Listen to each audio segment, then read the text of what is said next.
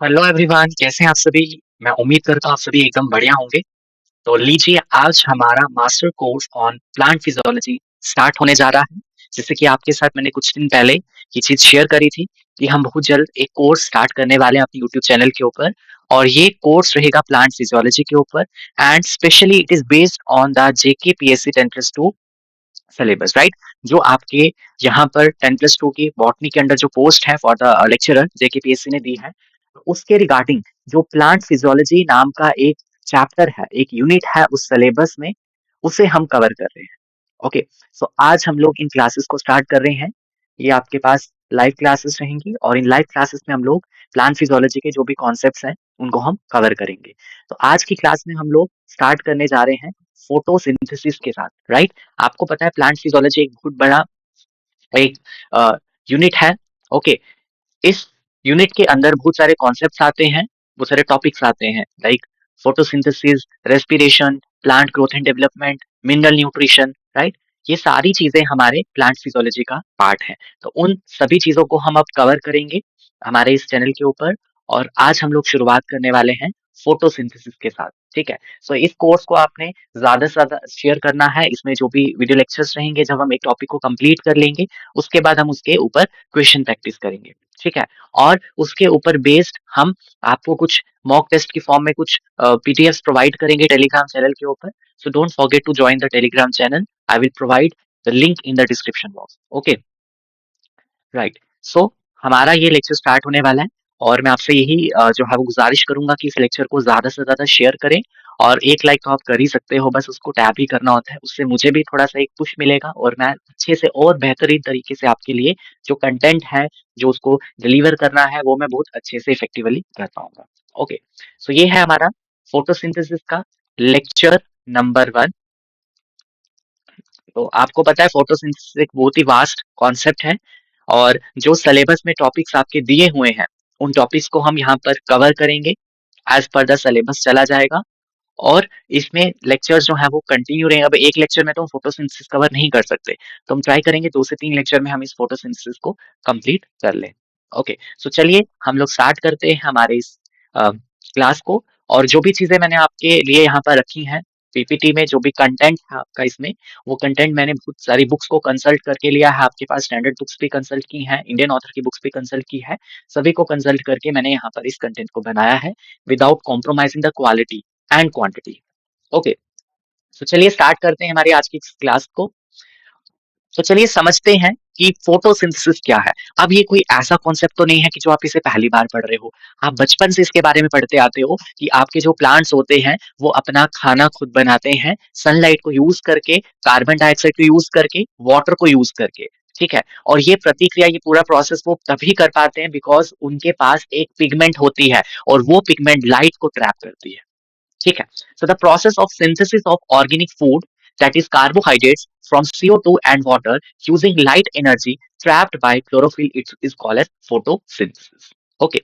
So photosynthesis, यहाँ पर light की प्रेजेंस में सिंथेसिस हो रही है एनर्जी रिच ऑर्गेनिक कंपाउंड्स की, जैसे कि कार्बोहाइड्रेट, जैसे कि आपका ग्लूकोज या सुक्रोज, वो बनता है। और इस प्रोसेस में जो चीजें बन रही हैं, उनके लिए कुछ रॉ मटेरियल्स हमारा प्लांट एनवायरनमेंट से लेता है। और वो रॉ मटेरियल्स क्या क्या है? आपके पास कार्बन डाइऑक्साइड है, आपके पास वाटर है, ठीक है। और लाइट उसको सोलर एनर्जी की फॉर्म में हमारा जो सन है वो देता है। और हमारी जो क्लोरोफिल पिगमेंट है प्लांट के अंदर, प्लांट के लीव्स में जो सेल्स है, मेसोफिल सेल्स, उनमें क्लोरोप्लास्ट है, क्लोरोप्लास्ट के अंदर क्लोरोफिल है, वो लाइट को ट्रैप करती है। उस लाइट एनर्जी को ट्रैप करके, सोलर एनर्जी को ट्रैप करके कन्वर्ट करती है केमिकल एनर्जी में। तो मैंने हर एक चीज यहाँ पे लिखी है। Photosynthesis also term as carbon assimilation, because यहाँ पर कार्बन को एसिमिलेट किया जा रहा है। जो आपके एटमॉस्फेयर में या फिर एनवायरनमेंट में इनऑर्गेनिक कार्बन प्रेजेंट है, उसको ऑर्गेनिक फॉर्म दी जाती है, उसको एक ऑर्गेनिक कंपाउंड में कन्वर्ट किया जाता है। Okay, all the green plants have the capacity to make food by photosynthesis, and it is the most important synthetic process on earth because it is the only source of carbohydrate. आप जब भी एक पूरे food chain को पढ़ते हो, ठीक है, जो हमारा सोर्स है फूड का अर्थ के ऊपर, वो हमारे प्लांट्स हैं, जिन्हें हम प्रोड्यूसर्स भी कहते हैं। ओके। सो यहाँ पर क्या होता है, सोलर एनर्जी को, यानी कि सन से आने वाली जो एनर्जी है, उसको फिक्स किया जाता है केमिकल एनर्जी की फॉर्म में। जो आपका ऑर्गेनिक कंपाउंड बनेगा, उसके अंदर जो बॉन्ड्स होंगे, केमिकल एनर्जी उसमें स्टोर रहेगी। ठीक है, आपका जो लाइट एनर्जी केमिकल एनर्जी में कन्वर्ट हुई और वो एनर्जी उन बॉन्ड्स के अंदर स्टोर रहेगी। So during photosynthesis the kinetic energy of sunlight is transformed into the chemical energy, energy transformation होता है and it is stored in the carbohydrate molecules. Okay, so ये है उसकी इक्वेशन। तो अब हम यहाँ पर थोड़ा सा इसको खुद से देखते हैं। तो हमारा जो फोटोसिंथेसिस का प्रोसेस सबसे पहले, तो ये एक एनाबॉलिक प्रोसेस है। Anabolic process, why we call it as anabolic process, because यहाँ पर क्या होती है, सिंथेसिस होती है। क्या होती है, सिंथेसिस ऑफ आपके कॉम्प्लेक्स ऑर्गेनिक कंपाउंड्स की। तो यहाँ पर मैं लिखूंगा सिंथेसिस हो रही है। लेट मी, यहाँ पर इसको ले नहीं रहा। ओके, सो सिंथेसिस है यहाँ पर। नेक्स्ट आपके पास क्या है, नेक्स्ट स्टेप यहाँ पर, वेट अ मिनट। तो नेक्स्ट स्टेप हमारे पास क्या है, जो ये पूरा प्रोसेस है ये एक एंडरगोनिक प्रोसेस होता है। एंडरगोनिक प्रोसेस बोले तो जहां पर एनर्जी की रिक्वायरमेंट होती है। Endergonic process because it requires energy, जो कि कौन सी एनर्जी है, सोलर, राइट। अब ये जो पूरा प्रोसेस है, इस प्रोसेस में हमारे कार्बन डाइऑक्साइड या फिर कार्बन की क्या होती है, रिडक्शन होती है। तो reduction of carbon occurs, and दूसरी तरफ आपका जो वाटर है, ठीक है, उसको ऑक्सीडाइज किया जाता है। वाटर की ऑक्सीडेशन होती है, ऑक्सीडेशन ऑफ वाटर, एंड वहां से आपके पास मिलता है proton, electron and oxygen. Okay, so overall अगर हम बात करें, ये ओवरऑल एक रिडक्टिव यहाँ पर प्रोसेस है, और हम इसको ऑक्सीडो रिडक्टिव प्रोसेस भी बोल सकते हैं। ऑक्सीडेशन भी हो रही है, रिडक्शन भी हो रही है। अब यहाँ पर आपको पता है, जो हमारी लाइट एनर्जी है उसको कन्वर्ट किया जाता है केमिकल एनर्जी ऑफ फूड में। ओके, और अगर हम इस पूरी रिएक्शन को देखने की कोशिश करें, आपको पता है कार्बन डाइऑक्साइड प्लस वाटर यहाँ पे कंबाइन होते हैं, और यहाँ पर आपके पास प्रोडक्ट बनता है C6H12O6 plus O2 plus water. अब रिएक्शन को थोड़ा सा बैलेंस कर देते हैं। तो यहाँ पर 6 molecules of CO2, 12 molecules of H2O, then this is your glucose 1 molecule, 6 molecule of O2 and your 6 molecule of water। तो आई होप ये पूरा यहाँ पर क्या हो गया होगा, बैलेंस हो गया होगा। और आपकी इस रिएक्शन में क्लोरोफिल एक बहुत इंपॉर्टेंट रोल प्ले कर रही है, एंड लाइट। तो इन दोनों की प्रेजेंस में ये रिएक्शन हो रही है। ओके, अब हम यहाँ पर थोड़ा सा और ध्यान दें, तो मैं आपको यहाँ पे बताऊंगा, जो आपका CO2 है ये कन्वर्ट हो रहा है इस एनर्जी रिच ऑर्गेनिक कंपाउंड में, जिसका नाम है ग्लूकोज या फिर कार्बोहाइड्रेट। ठीक है, अब यहाँ पर जो CO2 है इसकी हो रही है रिडक्शन। क्या हो रही है, रिडक्शन। ठीक है, और हमारा जो पानी है ये यहाँ पर कन्वर्ट हो रहा है इसमें, और इसकी हो रही है ऑक्सीडेशन।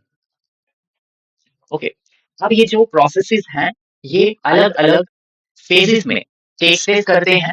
आपका जो फोटोसिंथेसिस का कोई प्रोसेस है उसको हम 2 फेजेस में कन्वर्ट करते हैं, और सॉरी डिवाइड करते हैं, light phase and the dark phase, light reaction and the dark reaction. और जो हमारी रिडक्शन रिएक्शन है ये होती है डार्क रिएक्शन, और ऑक्सीडेशन रिएक्शन हमारी कौन सी होती है, light reaction. Okay, so here आपकी जो पूरी फोटोसिंथेसिस का जो पूरा प्रोसेस है, जिसमें आपके पास मेरी 2 रिएक्शंस हो रही हैं, ये तो यहाँ पर 2 हैं, लेकिन ये 2 रिएक्शंस भी होते-होते बहुत सारे स्टेप्स में होती है। ठीक है, बहुत एक कॉम्प्लेक्स सा यहाँ पर एक पाथवे चलता है, जिसे मैं आगे डिस्कस करूंगा आपके साथ। तो यहाँ पर आपका जो फोटोसिंथेसिस का प्रोसेस है वो 2 रिएक्शंस में कंप्लीट होता है, dark reaction and the light reaction. ठीक है, तो चलिए पहले हम इसी के बारे में बात करेंगे। तो मैं यहाँ से इसको स्लाइड ऐड करूंगा और आपके साथ डिस्कस करूंगा दोनों फेजेस फोटोसिंथेसिस के। एक है आपका लाइट रिएक्शन और एक है आपका डार्क रिएक्शन।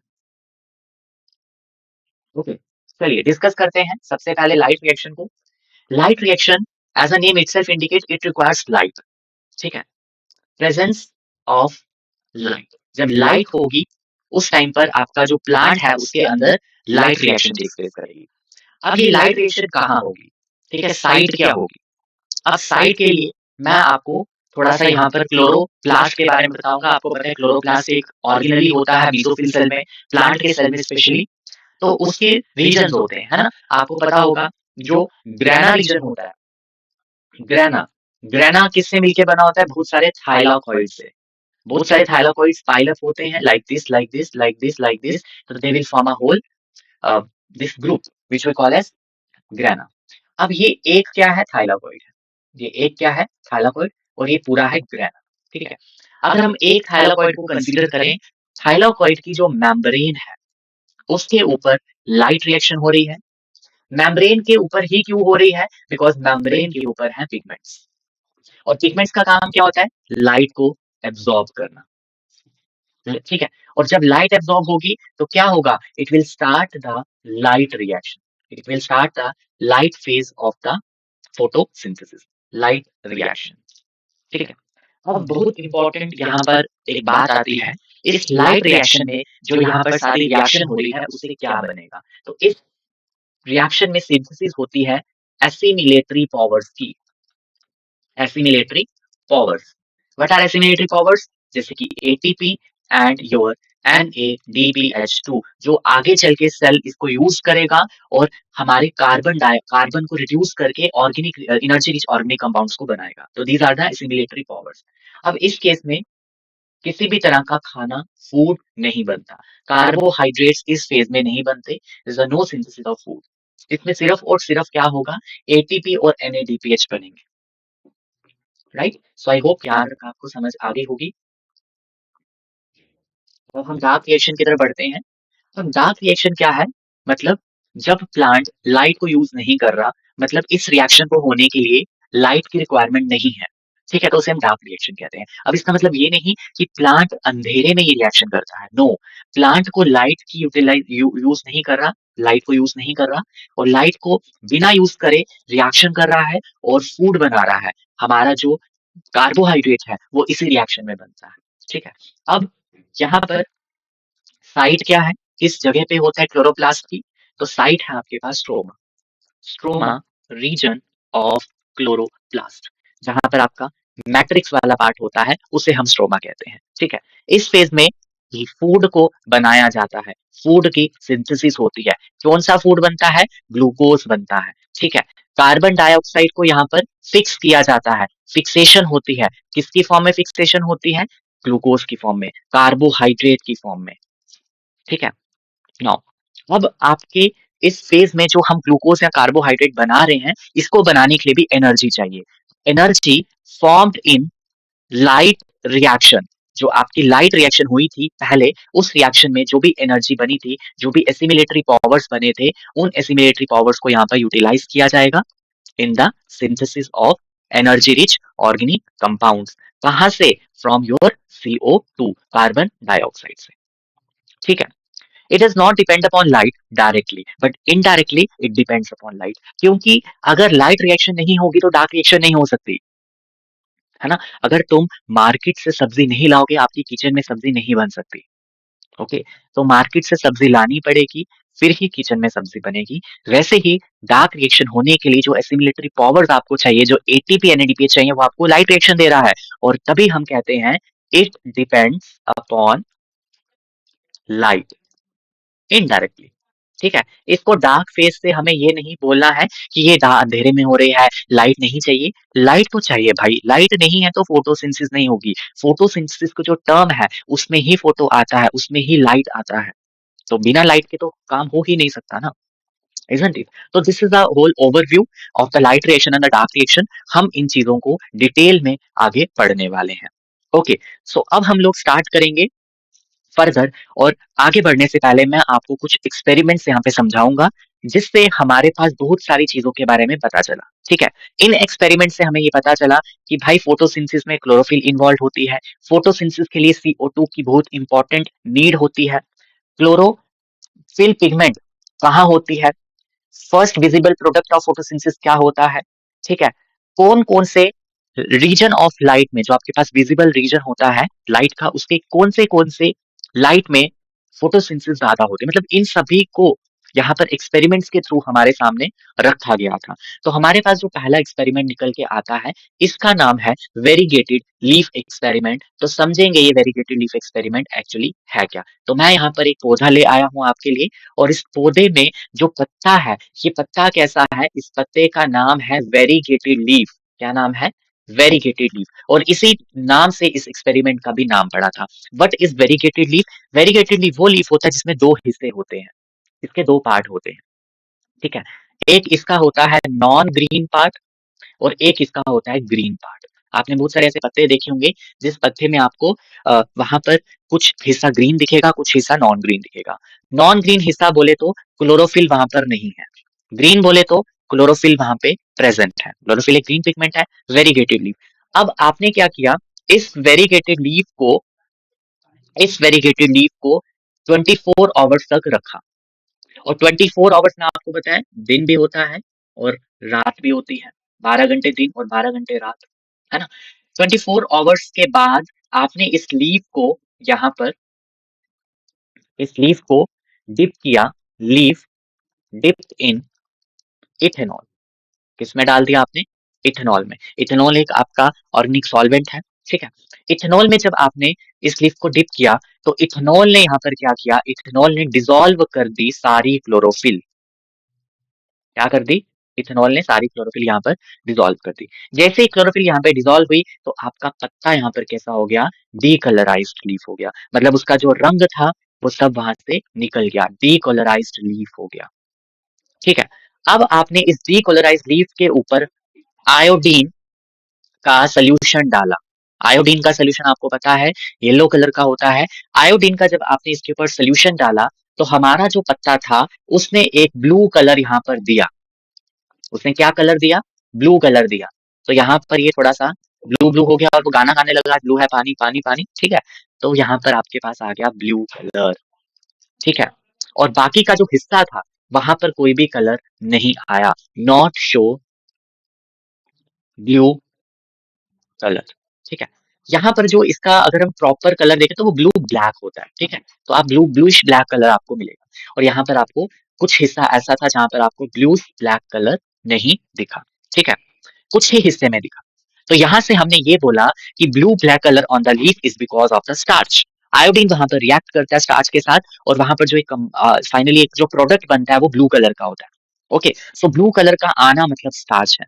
स्टार्च कहाँ से आया? ग्लूकोज से आया। ग्लूकोज कहाँ से आया?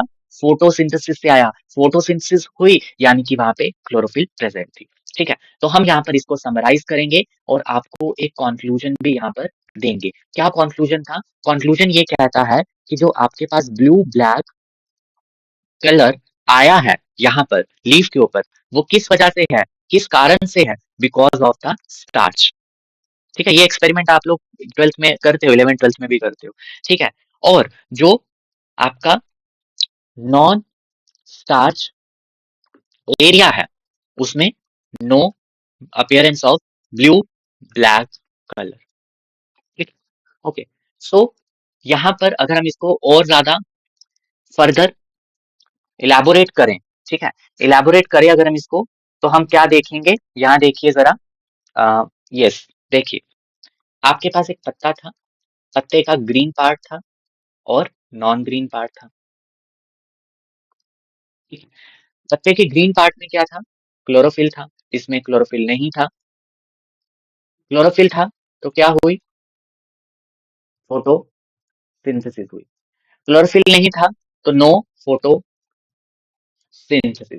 ठीक है। फोटोसिंथेसिस नहीं हुई, फोटोसिंथेसिस हुई तो ग्लूकोज बना, ग्लूकोज कन्वर्ट हुआ स्टार्च में, स्टार्च में कन्वर्ट हुआ। तो यहाँ पर जब हमने आयोडीन सोल्यूशन इसको दिया, जब हमने यहाँ पर आयोडीन का सोल्यूशन दिया, I2 का सोल्यूशन यहाँ पर डाला, तो कलर क्या आया निकल के? कलर आया ब्लू ब्लैक, ठीक है। और दूसरी तरफ ग्लूकोज नहीं बना, स्टार्च नहीं बना, यहाँ पर ब्लू ब्लैक कलर नहीं आया। तो आयोडीन सोल्यूशन यहाँ पर भी हमने डाला था। तो this is a variegated leaf experiment from which हमें ये पता चला there's a role of chlorophyll in photosynthesis। तो मैं यहाँ पर इसको लिखूंगा ऐसे करके। तो इससे हमें पता चला role of chlorophyll in photosynthesis. Okay, so ये यहाँ से हमें पता चला। अब हम नेक्स्ट बढ़ते हैं, और नेक्स्ट एक्सपेरिमेंट हमारे पास क्या है? मोहल का एक्सपेरिमेंट, सॉरी मोल्स का एक्सपेरिमेंट, MOLL, ठीक है। मोल के एक्सपेरिमेंट में क्या हुआ? इसका एक्सपेरिमेंट कौन सा था? Half leaf experiment. और ये वाला जो एक्सपेरिमेंट है ये में बताता है role of CO2 in photosynthesis. समझेंगे कैसे? ध्यान दीजिए, अगेन एक और मैं एक छोटा सा पौधा लेके आऊंगा, ठीक है? उस पे एक लीफ लगा हुआ है, ठीक है? और हमने क्या किया, इस लीफ को आधा एक जार से कवर कर दिया, ठीक है? एक हमने यहाँ पर जार ले लिया, तो यहाँ पर मैं इसको थोड़ा सा बनाने की कोशिश करूंगा, ठीक है? ये एक जार है, जिस जार से हमने आधा पत्ता इसके अंदर कवर कर दिया और बाकी वाले पत्ते को बाहर रख दिया। अभी जार में हमने एक कॉटन रखा, ये कॉटन है, और cotton soaked with KOH, potassium hydroxide, ठीक है? पोटेशियम हाइड्रोक्साइड से हमने इसको सोक कर दिया। अब KOH यहाँ पे क्या करता है? KOH क्या करता है? एब्जॉर्ब करता है CO2 को, जितना भी कार्बन डाइऑक्साइड वहां पे होगा उसको वो एब्जॉर्ब करेगा, ठीक है? अब आपका जो पत्ता है, इसका एक हिस्सा अंदर है और एक हिस्सा बाहर है।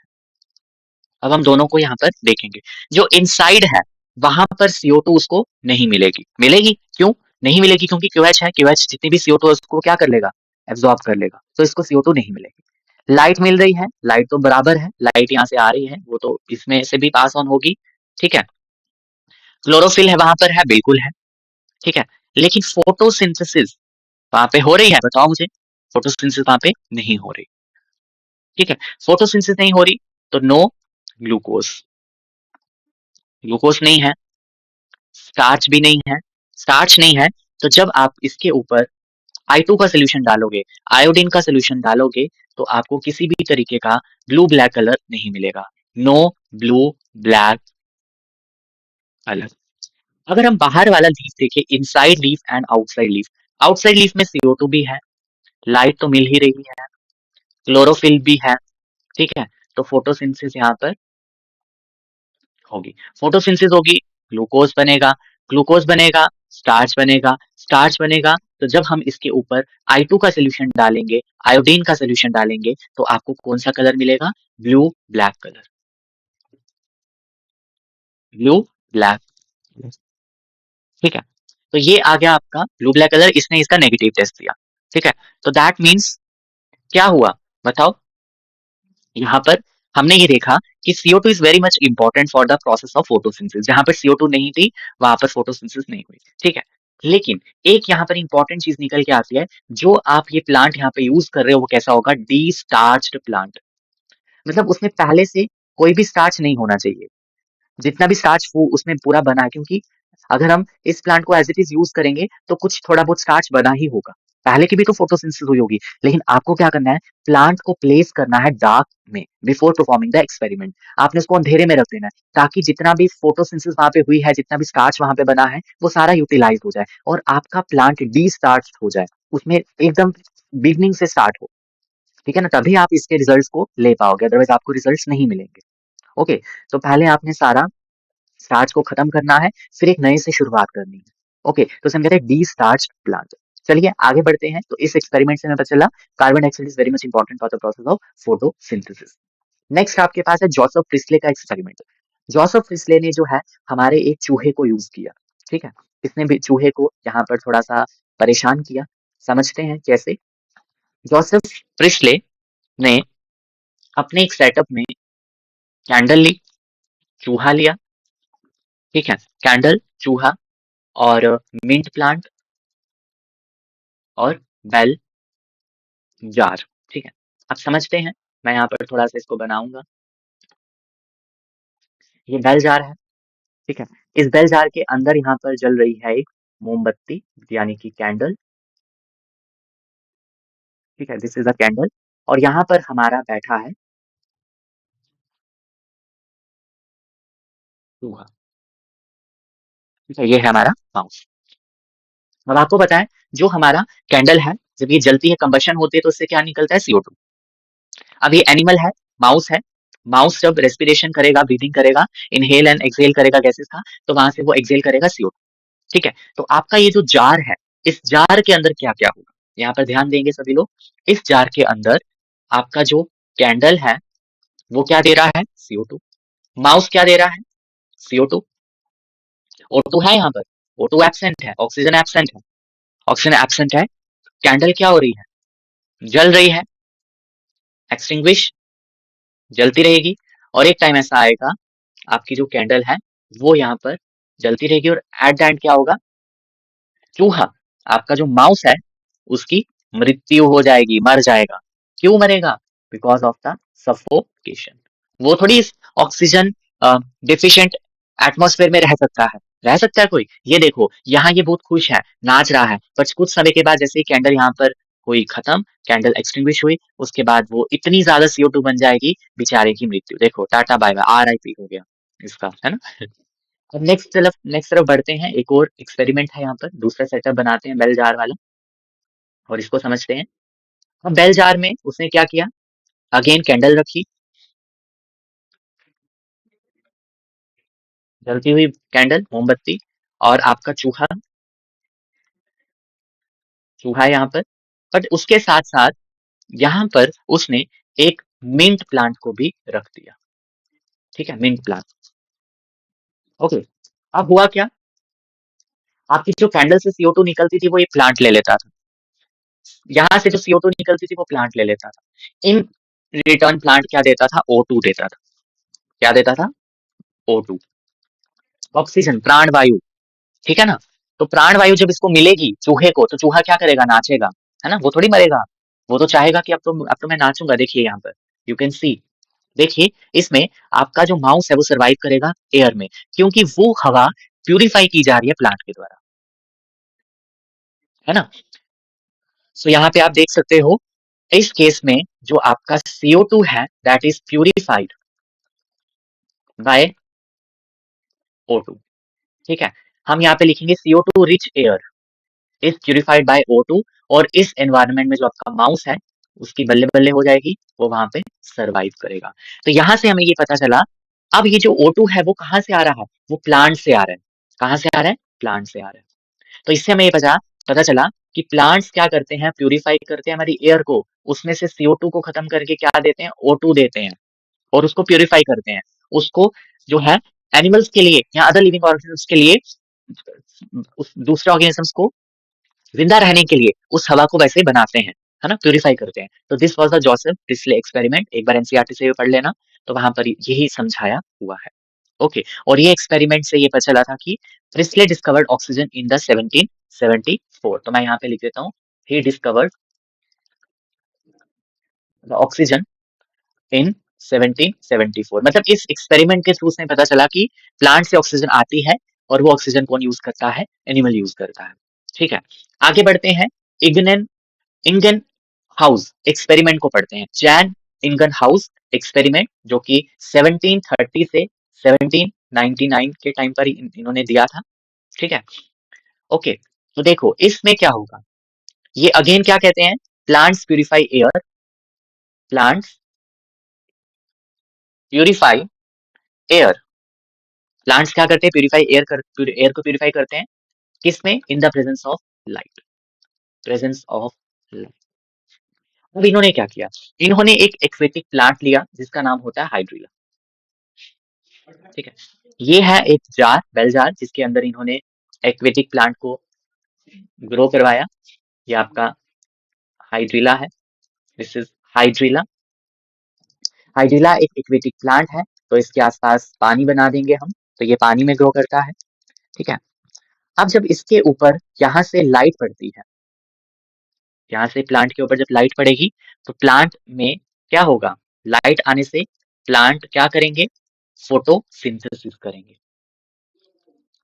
क्या करेंगे, फोटोसिंथेसिस। फोटोसिंथेसिस करेंगे तो O2 गैस वहां पे प्रोड्यूस होगी। O2 गैस जब प्रोड्यूस होगी पानी में, तो वो आपको किस फॉर्म में दिखेगी, बबल्स की फॉर्म में, बबल्स की फॉर्म में। तो यहां से आप बताओगे कि हाँ भाई फोटोसिंथेसिस हो रही है, ठीक है। ये हो रहा है लाइट की प्रेजेंस में। अगर आप सेम चीज डार्क में रखते हो, सेम आपका हाइड्रिला प्लांट है यहाँ पर,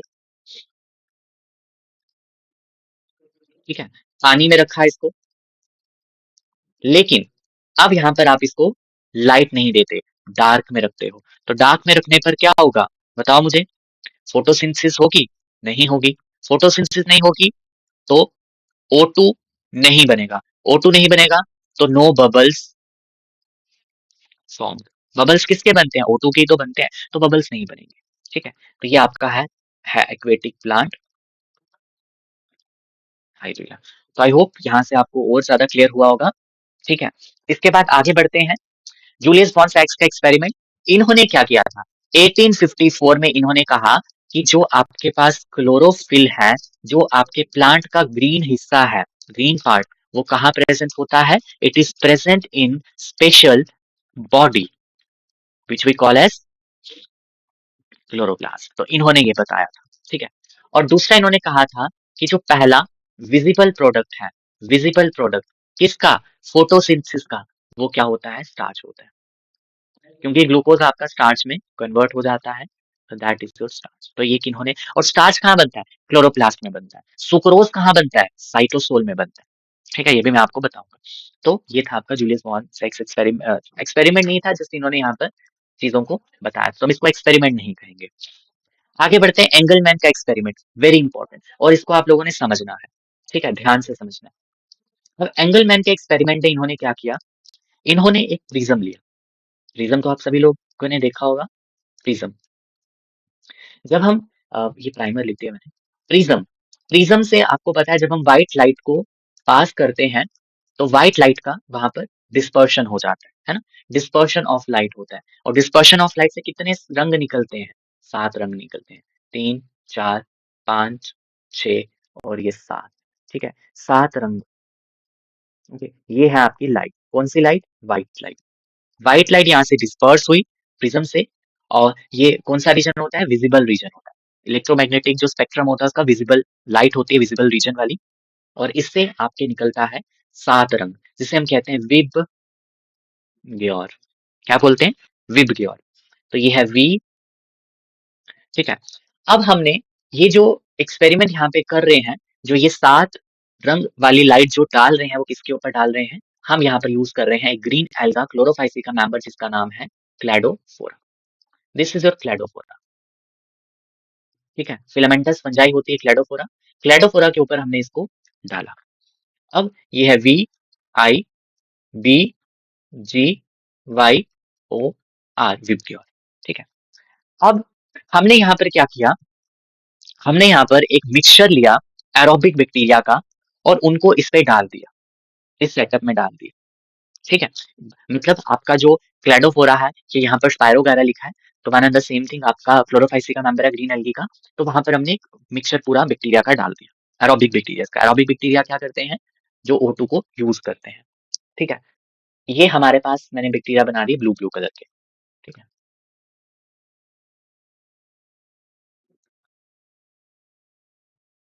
ठीक है, ये बैक्टीरिया हैं जो हर एक लाइट वाले रीजन में अपने आप को एग्रीगेट कर रहे हैं। क्यों एग्रीगेट कर रहे हैं, क्योंकि हर रीजन से क्या निकल रहा है, O2 निकल रहा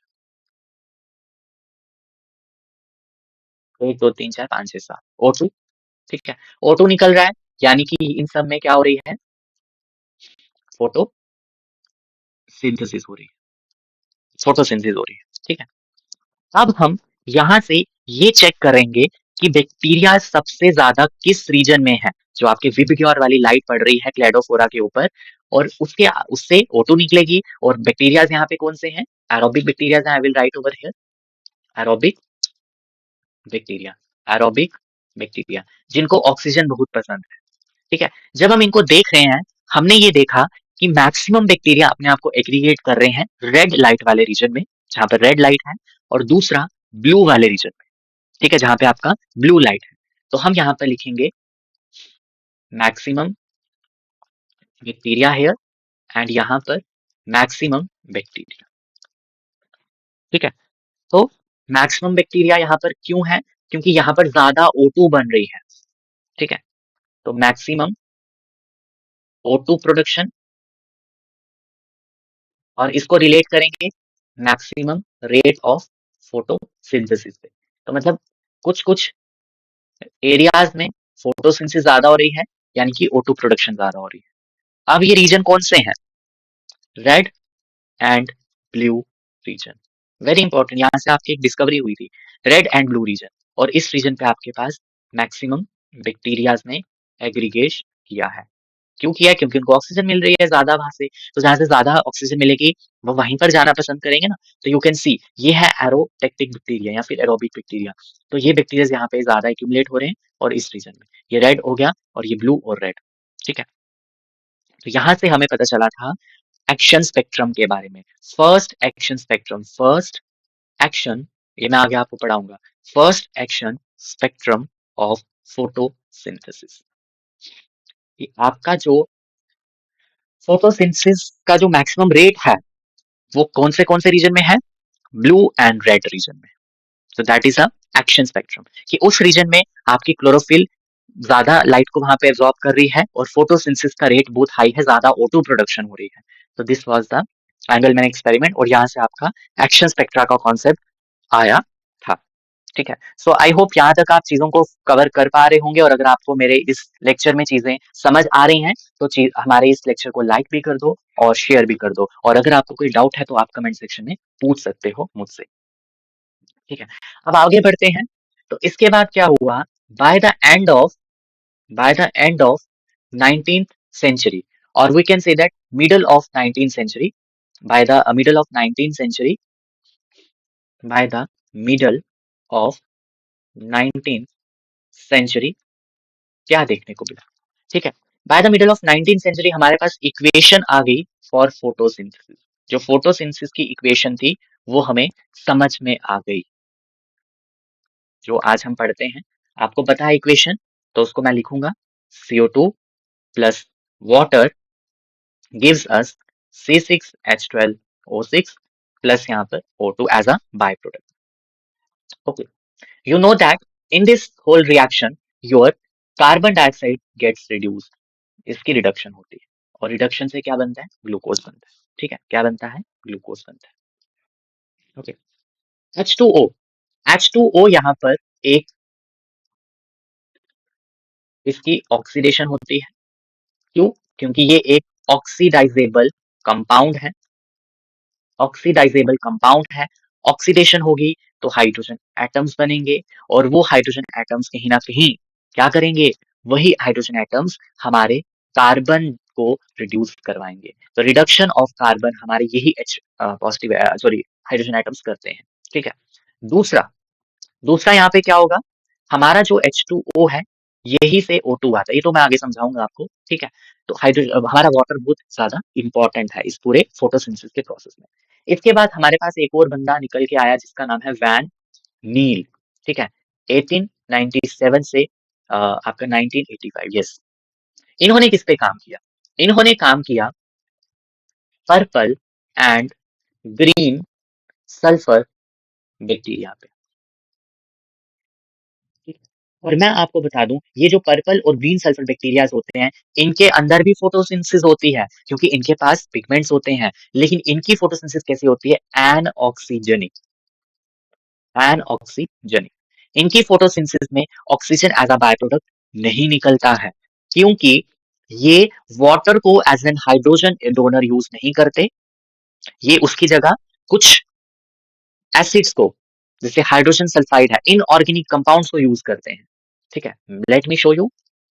H2 एच की एग्जांपल ले लेते हैं, हाइड्रोजन सल्फाइड प्लस CO2, ये बनेगा आपका ग्लूकोज CH2ON प्लस सल्फाइड। ठीक है, जो आपका यहाँ से रिलीज हो जाएगा प्लस H2O। सो यहाँ पर जो ऑक्सीडाइजेबल कंपाउंड है वो हमारा एक यहाँ पर इनऑर्गेनिक कंपाउंड है, ऑक्सीडाइजेबल कंपाउंड, जो क्या कर रहा है? हाइड्रोजन एटम दे रहा है और ये हाइड्रोजन एटम हमारे कार्बन डाइऑक्साइड को रिड्यूस कर रहे हैं, रिडक्शन ऑफ कार्बन कर रहे हैं। ठीक है, और जब आप ब्लू ग्रीन एल्गी या प्लांट्स की फोटोसिंथेसिस पढ़ते हो, ब्लू ग्रीन एल्गी और प्लांट्स की फोटोसिंथेसिस में क्या होता है? Blue green algae and plants में जो फोटोसिंथेसिस होती है वो ऑक्सीजनिक होती है। क्यों होती है ऑक्सीजनिक? क्योंकि इसमें oxygen as a by product निकलता है। इस रिएक्शन में आप समझ सकते हो जो मैंने ऊपर रिएक्शन लिखी हुई है। ठीक है, अब लेकिन ये चीज हमारा वैन नील एक्सपेरिमेंटली प्रूव नहीं कर पाया, कोई एक्सपेरिमेंटल एविडेंस उसके पास नहीं था। तो एक्सपेरिमेंटल प्रूफ हमें किसने दिया कि ऑक्सीजन जो हमारे पास आता है फ्रॉम वाटर आता है, ऑक्सीजन हमारे पास जो आता है फोटोसिंथेसिस में, it comes from the H2O। ये हमें एक्सपेरिमेंटली किसने प्रूव किया? रूबेन एंड कामन ने। क्या किया इन्होंने? इन्होंने यहाँ पे रेडियो आइसोटोपिक स्टडीज की। हैवी सॉरी हैवी आइसोटोप यहाँ पर इन्होंने लिया ऑफ ऑक्सीजन। कौन सा वाला? O18। O18। CO2 वाला जो ऑक्सीजन था वो सिंपल था, 16 वाला था, लेकिन वाटर का जो ऑक्सीजन था वो 18 वाला था। उनको ट्रेस करना था कि जो लास्ट में O2 as a by product आता है वो कौन सा है, क्या वो कार्बन डाइऑक्साइड का है, क्या वो वाटर का है। तो this thing they want to trace, तो for this purpose they have used a heavy isotope of oxygen that is O18 and they have experimentally prove that कि O2 comes from water not from the CO2। Okay, तो देखो, glucose plus O2 18। ठीक है, तो ये वाला O2 हमारे पास कौन सा आया? Radio isotope. ठीक है, ये रेडियो आइसोटोप आया, तो यहाँ से हमें पता चल गया कि ये यहाँ से इसका। Okay, so this is all about the experiments. आपके एक्सपेरिमेंट्स यहाँ पे खत्म होते हैं, और इन एक्सपेरिमेंट्स के थ्रू हमने कितनी सारी चीजें सीखी, है ना, जो आप लोग भूल भी गए होंगे बहुत सारे लोग कि किसने किया था। आपसे क्या बताइए, इंटरव्यू में पूछ ले कि आप बताओ भाई, जो एक्सपेरिमेंटल प्रूफ था कि O2 जो हमारे फोटोसिंथेसिस में आता है, क्या वो CO2 से आता है या H2 से? पता तो होगा आपको H2 से आता है, लेकिन वो किसने किया था? रूबेन एंड कैमन ने। ठीक है, तो ये चीजें आपको पढ़नी है। आपने सिर्फ एग्जाम के लिए ही प्रिपेयर नहीं करना है, आपको इंटरव्यू के लिए भी प्रिपेयर करना है ना। तो इसलिए चीजों को अच्छे से डिटेल में पढ़िए, बिल्कुल बेसिक से और एडवांस की तरफ जाइए। चलिए, अब हम यहाँ पे बात करेंगे साइट ऑफ फोटोसिंथेसिस की, कि भाई जो फोटोसिंथेसिस हो रही है उसकी साइट क्या है, वो किस जगह पे हो रही है, ये तो आप लोगों को पता है। The site of photosynthesis is your chloroplast, because chloroplast आपकी ग्रीन क्लोरोफिल कंटेनिंग पिगमेंट्स होते हैं, सॉरी प्लास्टिड्स होते हैं। ठीक है, अब यहाँ पर मैं थोड़ा सा लिखूंगा प्लास्टिड्स के बारे में। प्लांट्स के केस में 3 तरह के प्लास्टिड्स पाए जाते हैं। क्या क्या नाम होता है उनका? Chromoplast, chloroplast and your leucoplast. ठीक है, क्रोमोप्लास्ट कलर प्रोवाइड करते हैं फ्लावर्स को, फ्रूट्स को। क्लोरोप्लास्ट ग्रीन कलर प्रोवाइड करते हैं प्लांट को, जिसमें क्लोरोफिल पिगमेंट होती है। और ल्यूकोप्लास्ट जनरली स्टोरेज का काम करते हैं। ठीक है, ल्यूकोप्लास्ट फर्दर यहाँ पे 3 तरह के होते हैं। Amyloplast for the storage of starch, elaioplast oils के लिए, और एल्यूरोप्लास्ट यहाँ पर प्रोटीन्स के लिए। ठीक है, तो ये यहाँ पर आपके पास रहता है 3 तरह के leucoplast, amyloplast, elaioplast and aleuroplast. Okay, तो हमारा जो क्लोरोप्लास्ट है, ये हमारे लिए यहाँ पर मैटर ऑफ कंसर्न है, बिकॉज यही एक साइट है जहाँ पर फोटोसिंथेसिस होती है। स्ट्रक्चरली इसमें 3 मेन पार्ट्स होते हैं, एनवेलप होता है, मैट्रिक्स होता है, और थैलाकॉइड्स होते हैं। ठीक है, लेट मी शो यू। इसके अंदर सबसे पहले तो ये डबल वॉल्ड होता है, इसमें 2 वॉल होती हैं, इनर एंड आउटर। ठीक है, दूसरा, इसमें स्ट्रोमा रीजन होता है, जो मैट्रिक्स वाला रीजन है, और इस मैट्रिक्स वाले रीजन में बहुत सारे एंजाइम्स होते हैं फॉर द डार्क रिएक्शन। ठीक है, ओके, डार्क रिएक्शन होने के लिए जो एंजाइम्स हैं, और डार्क रिएक्शन आपकी स्ट्रोमा में ही होती है। इसके बाद यहाँ पर आपको कुछ कॉइन लाइक स्ट्रक्चर्स मिलेंगे, जिसे हम कहेंगे थाइलाकॉइड्स। थाइलाकॉइड जब ग्रुप बनाते हैं, वो बनता है ग्रेना। ठीक है, और ये ग्रेना आपस में कनेक्ट करते हैं एक दूसरे से, ये एक पूरा ग्रेना है, ये पूरा क्या है? ग्रेना है। ठीक है, और ग्रेना कैसे बना है? By the stacked thylakoids, thylakoids की स्टैकिंग हुई है। और यहाँ पर आप देख सकते हो, ये कुछ लेमिलेस निकल रहे हैं, और ये लेमिलेस क्या करते हैं? एक ग्रेना को दूसरे ग्रेना से जोड़ते हैं, और इन लेमिलेस को हम क्या नाम देते हैं? Stromal lamellae. ठीक है, तो ये बहुत इंपॉर्टेंट है यहाँ पर समझना। तो बाकी आप इसको तो यहाँ से पढ़ ही लोगे, ये चीज आपको पता है। वन मोर थिंग, जो आपका क्लोरोप्लास्ट होता है, वो एक सेमी ऑटोनमस ऑर्गेनेली होता है, because they have double stranded circular DNA, 70s ribosome, बाकी एंजाइम्स यहाँ पे आगे, और थाइलाकॉइड्स के बारे में भी आपको मैंने यहाँ पे बता दिया। ठीक है, अब हमारा जो ये क्लोरोप्लास्ट है, ये वाला जो प्लास्टिड है, ये कहाँ से डिफ्रेंशिएट होता है? आपके पास पहले होता है प्रोप्लास्टिड। क्या होता है? प्रोप्लास्टिड। प्रोप्लास्टिड एक इनएक्टिव फॉर्म होती है, इनएक्टिव फॉर्म। ठीक है, और ये प्रोप्लास्टिड देन डिफ्रेंशिएट करता है, डिफरेंशिएट होता है, डिफरेंशिएशन होती है इसकी, और बनता है प्लास्टिड। और प्लास्टिड कैसा होता है? एक्टिव फॉर्म होती है, और जो आपका जिसमें क्लोरोक्रोमो है, लिपो आ जाता है। आपको ये भी मैं बता दूं कि जो क्लोरोप्लास्ट है, ये डिवाइड करता है। क्लोरोप्लास्ट की डिवीजन होती है, डिवीजन बाय बाइनरी फिशन, ये डिवाइड करता है बाइनरी फिशन से, ठीक है। इसका ओरिजिन कहाँ से हुआ था? इसका ओरिजिन हुआ था एंडोसिम्बियोसिस से, एंडोसिम्बियोसिस। और कौन सा वाला? ये एक सेकेंडरी एंडोसिम्बियोंट है, सेकेंडरी एंडोसिम्बियोंट, क्योंकि पहले माइटोकॉन्ड्रिया आया था, उसके बाद आपका क्लोरोप्लास्ट आया था या प्लास्टिड आया था, एंडोसिम्बियोंट, सेकेंडरी एंडोसिम्बियोंट। एक और स्पेशल फीचर क्या है इसका? आपका जो ये क्लोरोप्लास्ट है, प्लास्टिड है, दे show non Mendelian inheritance, non Mendelian inheritance, है ना? जो आप लोग पढ़ते हो साइटोप्लाज्मिक इनहेरिटेंस, जैसे स्नेल्स में पढ़ते हो, डेक्स्ट्रल सिनिस्ट्रल वाली, मिराबिलिस जेलापा में पढ़ते हो, वो क्या है? नॉन मेंडेलियन इनहेरिटेंस, जिसे हम साइटोप्लाज्मिक इनहेरिटेंस भी कहते हैं। तो दिस इज ऑल अबाउट आपका क्लोरोप्लास्ट के बारे में। अब हम लोग आगे बढ़ते हैं, और आगे बढ़ते हुए हम लोग अब देखेंगे कि हमारा जो फोटोसिंथेसिस हो रही है वो किन किन ऑर्गेनिजम्स में होती है। फोटोसिंथेटिक ऑर्गेनिजम्स आपके पास कौन कौन से हैं? ठीक है, फोटोसिंथेटिक ऑर्गेनिजम्स, तो यहाँ पे मैं आपके लिए इसको कैटेगराइज करूंगा फोटोसिंथेटिक ऑर्गेनिजम्स को दो ग्रुप्स में। पहला ग्रुप का नाम है ऑक्सीजेनिक फोटोसिंथेटिक ऑर्गेनिजम्स, ठीक है। दूसरे का नाम है एन ऑक्सीजेनिक फोटोसिंथेटिक ऑर्गेनिजम्स, ये तो मैंने आपको पहले भी बताया इनके बारे में, ठीक है। जो पहला ग्रुप है ऑक्सीजेनिक, दे परफॉर्म फोटोसिंथेसिस, और इनमें जो फोटोसिंथेसिस होगी उसमें O2 evolve as a by product, ठीक है। O2 क्या निकलेगा? एज अ बाय प्रोडक्ट निकलेगा, ठीक है। और ये जो फोटोसिंथेटिक और ऑक्सीजनिक फोटोसिंथेटिक ऑर्गेनिजम्स होते हैं, इसमें दोनों आते हैं, प्रोकैरियोट्स भी आते हैं एंड यूकैरियोट्स भी आते हैं। प्रोकैरियोट्स में आपके पास है आपका प्यारा BGA, that is blue green algae. And oxygenic में क्या होता है?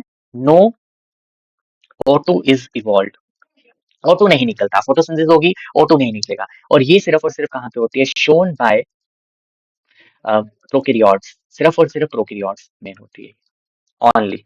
कौन से वाले प्रोकैरियोट्स? पता होगा आपको, मैंने अभी लिखा था, green purple sulphur bacteria, purple sulphur bacteria and green purple sulphur bacteria. तो इनके केस में आपका क्या होता है? एन ऑक्सीजनिक फोटोसिंथेसिस जो है वो देखी गई है, जिसमें आपका ऑक्सीजन की एवोल्यूशन नहीं होती इस केस में, ठीक है। आई होप यहाँ से आपको चीजें समझ आई होंगी। पर्पल सल्फर बैक्टीरिया एंड दूसरा आपके पास आ गया green purple, green green sulphur bacteria, इसको मार्क कर देंगे सही से, green, yes, green sulphur bacteria, ठीक है। चलिए, अब अगर हम इसकी बात करें कि प्रोकैरियोट्स और यूकैरियोट्स में कौन कौन सा है, ठीक है, तो अब हम यहाँ पर किसको फर्दर कर रहे हैं? ऑक्सीजनिक वाले को कर रहे हैं, ऑक्सीजनिक फोटोसिंथेटिक ऑर्गेनिज्म, ठीक है। देखिए यहाँ पर दो ग्रुप्स बनाते हैं, एक ग्रुप में आपके हैं प्रोकैरियोट्स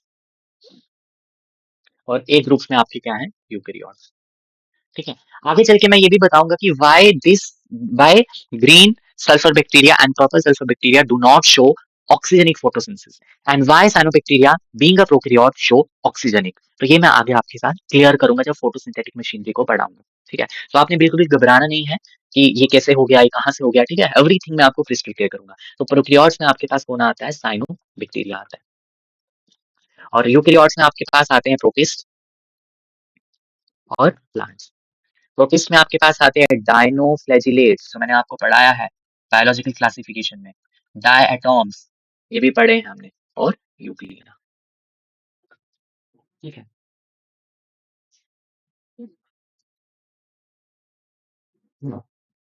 अब हम लोग अगर यहाँ पर एक और चीज यहाँ पे डिस्कस करने की कोशिश करें, हमने ये बोला कि ये सारे ऑर्गेनिजम्स क्या कर रहे हैं? ये सारे ऑर्गेनिजम्स शो कर रहे हैं क्या? फोटोसिंथेसिस, फोटोसिंथेसिस शो कर रहे हैं, तो दैट मींस इनके पास फोटोसिंथेटिक पिगमेंट्स भी होंगी। तो कहाँ कहाँ पर लोकेशन होगी? आपको पता है प्रोकैरियोट्स में क्लोरोप्लास्ट जैसे मेम्ब्रेन बाउंड ऑर्गेनेल्स एब्सेंट होते हैं। तो फिर हमारे पास एक क्वेश्चन निकल के आता है, लोकेशन ऑफ फोटो क्योंकि मैं हर एक चीज यहाँ पे क्लियर करना चाहता हूँ। कोई भी चीज बोल दी और चले गए आगे, उससे कोई फायदा नहीं होगा जब तक हर एक चीज आपको क्लियर नहीं होगी, क्योंकि एक मास्टर कोर्स है। मास्टर कोर्स में आपको मास्टर बनाया जा रहा है प्लांट फिजियोलॉजी में, isn't it? ये सिर्फ एक सिंपल सा कोर्स नहीं है, ये एक इलेबोरेटेड कोर्स है, और इस कोर्स के लिए आपको कोई भी किसी भी तरीके का पैसा नहीं देना पड़ रहा है ना। आपको सिर्फ अपना टाइम देना है, और टाइम देके इस लेक्चर को पढ़ना है। Okay, so location of photosynthetic pigments में अगर हम बात करें, सबसे पहला आपके पास है ऑक्सीजनिक फोटोसिंथेटिक ऑर्गेनिजम्स। आपसे बहुत सारे चैनल्स, यहाँ पे बहुत सारे जो प्लेटफॉर्म्स है वो आपको आपसे पे करेंगे और आपको प्रोवाइड करेंगे, तो वो उनकी वो है, लेकिन यहाँ पर आपको हर एक चीज फ्री में मिलेगी और कोई भी कॉम्प्रोमाइज नहीं है। अब ऐसा नहीं कि मैं आपको यहाँ पे आधा पढ़ा दूं और आधा पढ़ा हुई नहीं, नो। जो चीज हम इस चैनल पे कवर करेंगे, जो चीज मैं नहीं कवर करूंगा तो वो तो मैं पढ़ा ही नहीं पाऊंगा ना। जो चीज यहाँ पे हम कवर करेंगे, उसको डिटेल में, डेप्थ में जाकर चीजों को कवर करेंगे। किसी भी तरीके का फ्रॉड, मजाक, इनकम्प्लीट चीजें हम नहीं यहाँ पे करने वाले हैं। ओके, सो ऑक्सीजनिक फोटोसिंथेटिक ऑर्गेनिज्म की अगर हम बात करें, तो आपको पता है इसमें दो ग्रुप्स होते हैं, प्रोकैरियोट्स होते हैं और यूकैरियोट्स होते हैं। इसमें आपके पास दो थे, एक था ग्रीन सल्फर बैक्टीरिया और दूसरा था आपके पास पर्पल सल्फर बैक्टीरिया। अब समझना यहाँ पर दोनों के, सभी चारों के केस में समझना कहाँ पर होता है। प्रोकैरियोट्स के केस में आपको पता है बीजीए है, ब्लू ग्रीन एल्गी है, साइनोबैक्टीरिया है, और इस केस में आपको पता है क्लोरोप्लास्ट नहीं होता, नो क्लोरोप्लास्ट, है ना, क्लोरोप्लास्ट नहीं होगा। तो जो पिगमेंट्स हैं वो कहाँ प्रेजेंट होंगी? Pigments present at lamellae. यहाँ पर कुछ लैमिलेज बनेंगे, ऐसे ऐसे लैमिलेज होंगे, उन लैमिलेज के ऊपर ही पिगमेंट्स यहाँ पे प्रेजेंट होंगे। ओके, यूकैरियोट्स के केस में आपको पता है क्लोरोप्लास्ट है, वहां तो बात ही खत्म होगी, क्लोरोप्लास्ट है यहाँ पर, membrane bound cell organelle chloroplast. और क्लोरोप्लास्ट में जो पिगमेंट्स हैं वो कहाँ प्रेजेंट होते हैं? They are present at the thylakoid membrane. Okay, green sulphur bacteria की बात करें, तो ग्रीन सल्फर बैक्टीरिया में जो इसकी प्लाज्मा मेम्ब्रेन पे पिगमेंट्स, यहाँ पे हम लिखेंगे, इसके केस में जो पिगमेंट्स हैं वो कहाँ प्रेजेंट हैं? पिगमेंट्स प्रेजेंट हैं प्लाज्मा मेम्ब्रेन पे, प्लस यहाँ पर कुछ स्ट्रक्चर्स बनते हैं जिसे हम कहते हैं क्लोरोसोम। क्लोरोसोम जैसे आपका एक सेल है, ठीक है, सेल में, सेल के जो मेम्ब्रेन है उस पर ये पिगमेंट्स आ गई, और दूसरा इसके अंदर कुछ क्लोरोसोम जैसे होते हैं, और उन क्लोरोसोम के अंदर क्या होती है? पिगमेंट होती है। Green sulphur bacteria. Purple sulphur bacteria की बात करें, तो पर्पल सल्फर बैक्टीरिया में जो पिगमेंट है, जो यहाँ पर पिगमेंट है, वो पिगमेंट यहाँ पर प्लाज्मा मेम्ब्रेन प्लस एक स्ट्रक्चर बनता है जिसका नाम है क्रोमैटोफोर। क्रोमैटोफोर वहां पर प्रेजेंट होता है। तो मैं इसका डायग्राम यहाँ पे बनाने की कोशिश करूंगा, लाइक दिस। तो इसके अंदर आपकी क्या होंगी? पिगमेंट्स प्रेजेंट होंगी, ठीक है, ऐसे होती हैं। तो ये आपका आ जाएगा एन ऑक्सीजनिक फोटोसिंथेटिक ऑर्गेनिजम्स के केस में, और ऑक्सीजनिक फोटोसिंथेटिक ऑर्गेनिज्म के केस में कि फोटोसिंथेटिक पिगमेंट्स कहाँ कहाँ लोकेटेड हैं, और इन्हीं के कारण हमारे ये जो ऑर्गेनिजम्स हैं वो फोटोसिंथेसिस शो करते हैं। ठीक है, तो आज हम अभी यहीं पर स्टॉप करेंगे। नेक्स्ट क्लास में मैं आपके साथ डिस्कस करूंगा electromagnetic spectrum and the photosynthetic pigments. ठीक है, तो यहीं पर हम रुकते हैं, आज की क्लास को यहीं पर रोकते हैं। तो हम मिलेंगे हमारे नेक्स्ट क्लास में, तो नेक्स्ट लेक्चर में हम लोग मिलेंगे। तो मैं उम्मीद करता हूँ जितना भी आज हमने पढ़ा आप इसको लिखिए, नोट कीजिए और चीजों को रिवाइज कीजिए। ठीक है, तो चलिए मिलते हैं नेक्स्ट क्लास में। Take care everyone, have a nice day, bye.